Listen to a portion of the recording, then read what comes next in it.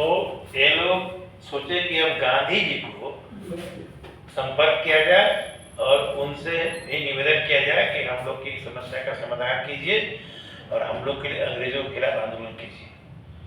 तो उसी कड़ी में उस वक्त जनवरी 15 में जब गांधी जी वापस आए थे दक्षिण अफ्रीका से, तो उन्होंने तय किया था कि हम भारत में बहुत दिनों बाद आए हैं, यहाँ की परिस्थितियों को समझ लेंगे। हम परिस्थितियों को जानते नहीं है, क्या स्थिति है क्या नहीं है, तो कुछ दिन तक पूरे देश का भ्रमण करेंगे। गांधी जी का अपना प्लान था। आए थे, बॉम्बे उतरे थे पानीपत जहाज शिप से, और वहाँ पर उनका स्वागत किया गया। नगर में बहुत जगह जगह, गुजरात में, बॉम्बे में, जहाँ से वो बिलोंग करते थे, पहले पूरा औपचारिकताओं में रहे। उसके बाद वो घूमना शुरू किए और जहाँ जाते थे वहाँ के स्थानीय नेताओं से मिलते थे, वहाँ की परिस्थितियों को समझते थे। गांधी जी के इतिहास से, गांधी जी के दक्षिण अफ्रीका में के कार्यों से यहाँ के लोग बड़ा प्रभावित थे। तो उस समय के जो प्रसिद्ध नेता लोग थे वो लोग गांधी जी से मिलते थे, गांधी जी से जाकर मिलते थे और वो स्टडी कर रहे थे, या फिर केस स्टडी कह सकते हैं इसको, कि भारत में क्या कर सकते हैं। तो इन यहाँ के लोगों ने उनके बारे में सुना था, तो बोला कि ठीक है हम लोग भी गांधी जी से मिलते हैं। तो 1916 में लखनऊ में कांग्रेस का अधिवेशन चल रहा था। पहले 1885 में कांग्रेस की स्थापना के बाद से बताए थे हर साल अधिवेशन चलता था भारत के अलग अलग क्षेत्रों में, और हर अधिवेशन में कुछ महत्वपूर्ण बातें होती थी। तो 1916 में लखनऊ में जो चल रहा था, ये कोलकाता में होता है नहीं लखनऊ में, 85 वाला 85 बॉम्बे में, बैक फायर मत करो, पॉइंट पर बॉम्बे में स्थापना होता था, स्थापना यहीं पर हुआ था, 86 में हो सकता है। कांग्रेस के प्रमुख अधिवेशन का एक चैप्टर है, वो पढ़ा दें ठीक से। 1916 में लखनऊ अधिवेशन में गांधी जी आए थे एक दर्शक के रूप में, एक आम आदमी के रूप में। उस समय किसी पार्टी की सदस्यता भी नहीं ली थी। यहाँ लखनऊ में गए थे अधिवेशन में भाग लेने के लिए, लेकिन वो कांग्रेस के सदस्य नहीं थे, एक आम आदमी के रूप में गए थे। उनके प्रतिष्ठा थे, लोग बुलाए थे, गए थे। यहाँ के लोग को मालूम पड़ा कि गांधी जी इस अधिवेशन में आने वाले हैं, तो गए थे। यह अधिवेशन, एक मिनट से बता रहे हैं थोड़ा सा अलग हट के, यह अधिवेशन कांग्रेस के इतिहास में बहुत महत्व का है। इस अधिवेशन के बारे में बहुत सारी बातें हैं। ये कुछ कांग्रेस के अधिवेशन हुए वो बहुत काफी अलग महत्व है, उसके बारे में हम फोकस करेंगे। चैप्टर अलग से होगा कांग्रेस के प्रमुख अधिवेशन। तो खैर इस अधिवेशन में यहाँ के लोग आए, गांधी से मिले। पंडित राजकुमार शुक्ल थे, वहाँ के किसान संपन्न व्यक्ति थे, सामाजिक कार्यकर्ता थे, और भट्ट जाति के ही थे। अरे राज एक जगह है चंपारण में, वहीं के होते हैं मूल रूप से।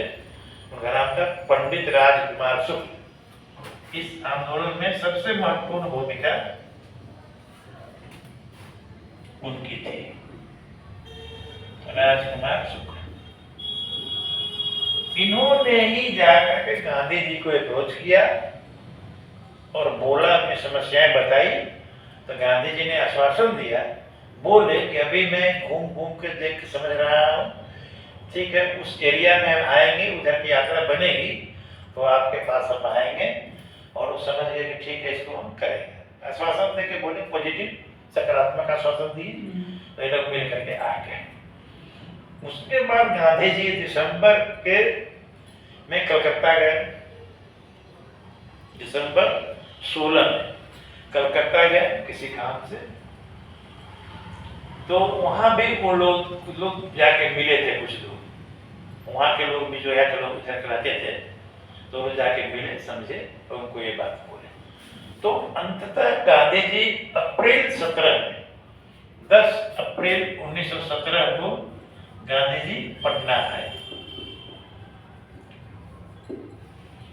10 अप्रैल 1917 को पटना आए चंपारण के लिए, कि अब हम समझ गए पूरी बात को, देखेंगे, माइंड मेकअप कर लिए। गांधी जी की काम करने की रणनीति क्या थी? किसी काम को करने के पहले वो होमवर्क करते थे, पृष्ठभूमि तैयार करते थे। वो मन ही मन मेंटली प्रिपेयर होते थे कि हाँ इस काम को करना है, तब वो करते थे। अचानक किसी काम को नहीं करते थे। उनके बारे में बहुत छोटा सा किस्सा है। गांधी जी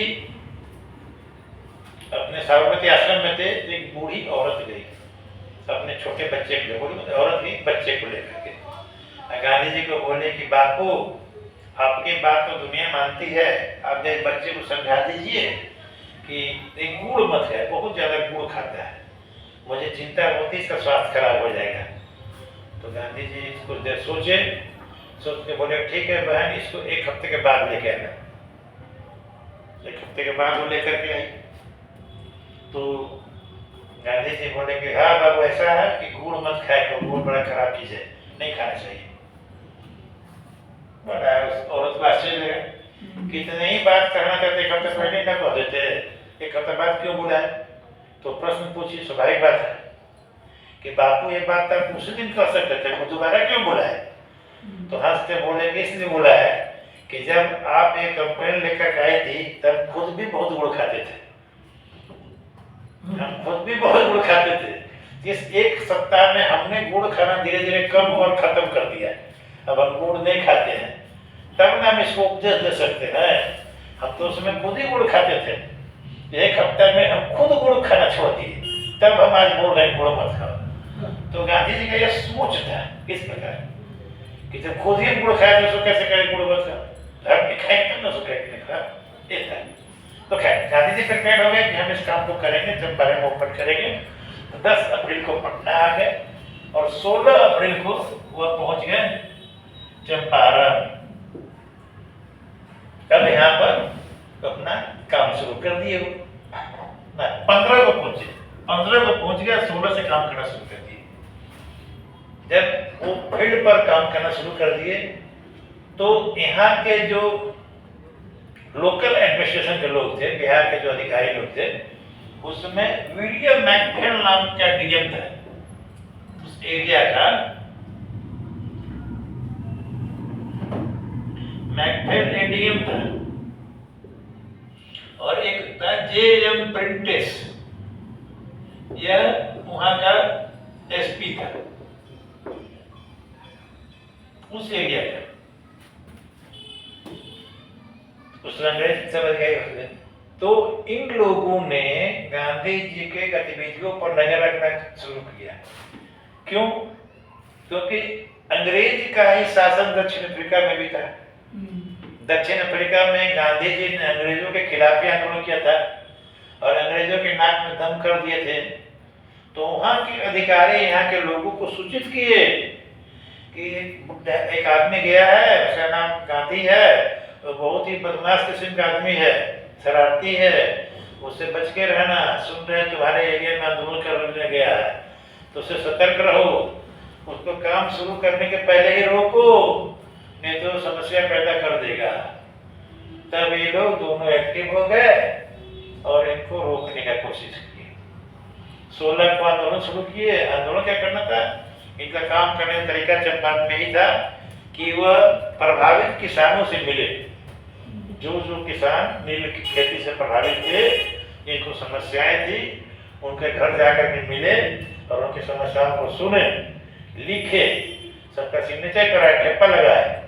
उनके काम में मदद करते ब्रजकिशोर दास, ब्रजकिशोर प्रसाद, नाम दास, ब्रजकिशोर प्रसाद ने उनको सहायता की। एक लोग डॉक्टर राजेंद्र प्रसाद वगैरह बहुत सारे लोग थे उस समय। तो ये लोग की टीम बना के घूम रहे थे। उनका काम तरीका यही था कि प्रतिनिधि ग्रुप बना कर जाते थे, उन लोगों से मिलते थे, समस्याएं सुनते थे, नोट करते थे। तो अंग्रेज अधिकारियों ने उनको रोका कि आप लोगों से मत मिलिए, आपके मिलने से कानून व्यवस्था की स्थिति पैदा हो रही है और आप मतलब कि नीलहों के खिलाफ, जो नील की कोठी वाले हैं या जमींदार हैं नील वाले, उनके खिलाफ आप किसानों को भड़का रहे हैं। यही ना होगा मतलब कि उनके खिलाफ किसानों को भड़काइएगा, किसान की बात सुनिए, उनके आंदोलन कीजिएगा, ये हिंसक स्थिति हो जाएगी, लॉ एंड ऑर्डर की प्रॉब्लम हो जाएगी, मारपीट झगड़ा हो सकता है, तो आपको हम लोग गिरफ्तार करते हैं। तो उनको गिरफ्तार कर लिए। 18 अप्रैल को उनको कोर्ट में पेश किया गया। तो बोले कि बिना वो लोग कोर्ट में जज बोला कि आप जुर्माना दे के छूट जाइए।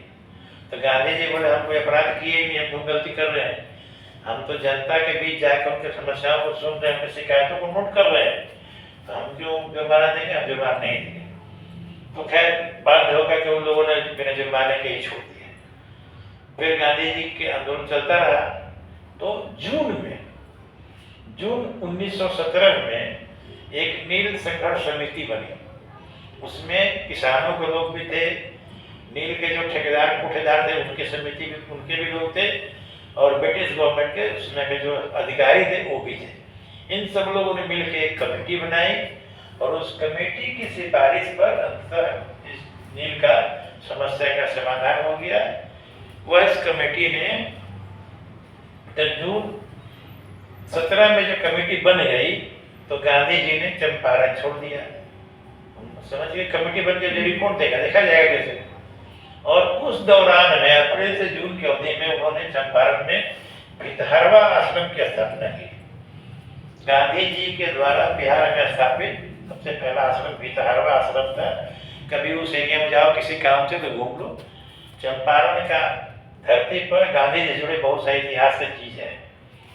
जो हिस्ट्री पढ़ता है उसको यही वैसा जगह पर जाए तो उसको देखना चाहिए, तो उसे ज्यादा और भी पिक्चर कॉन्सेप्ट क्लियर होता है। भितहरवा आश्रम गांधी अभी भी है, वो आश्रम बनाए थे, वहां पर रहे थे। उसके बाद गांधी जी वापस पटना आ गए और चंपारण भी आते जाते रहे।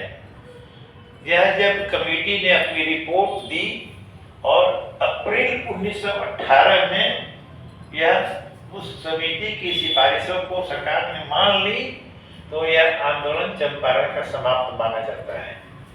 मतलब अप्रैल 17 से अप्रैल 18 तक चंपारण मूवमेंट चला था, लगभग 1 वर्षों तक। उस समिति की सिफारिशें क्या थी ये भी मानना जरूरी है, क्यों आंदोलन खत्म हो गया है।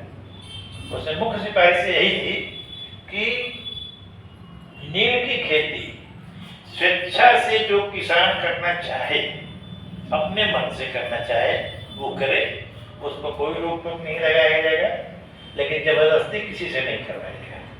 ये 3 कठिया पद्धति खत्म कीजिए, कोई बाध्यता नहीं है, किसान स्वेच्छा से चाहे तो करे और उस तक उपज का दाम वो खुद तय करेगा, उसका सामान है वो बेचेगा, आप क्यों तय कीजिएगा भाई। और तवान जो था उस तवान की व्यवस्था खत्म कर दी गई। और तवान में क्या कहा गया, जितने लोगों से तवान के रूप में वसूला गया पैसा था वो उन लोगों का लौटाने का आदेश हुआ। तो उन लोगों ने असमर्थता व्यक्त की जो नीले कोठेदार थे कि हम लोग कहाँ से लौटाएंगे, खत्म हो गया, ये हो गया, कुछ कर लिया। तो हुआ कि पूरे तवान का राशि 1/4 25% वापस कर दी। तो तवान के तहत जो दंड के रूप में वसूली की राशि थी किसानों से, वो नीले कोठेदारों ने, नील वालों ने, जो जमींदार थे, नील वाले थे, उन लोगों ने इसको वापस किया। 1% किसानों को दिया।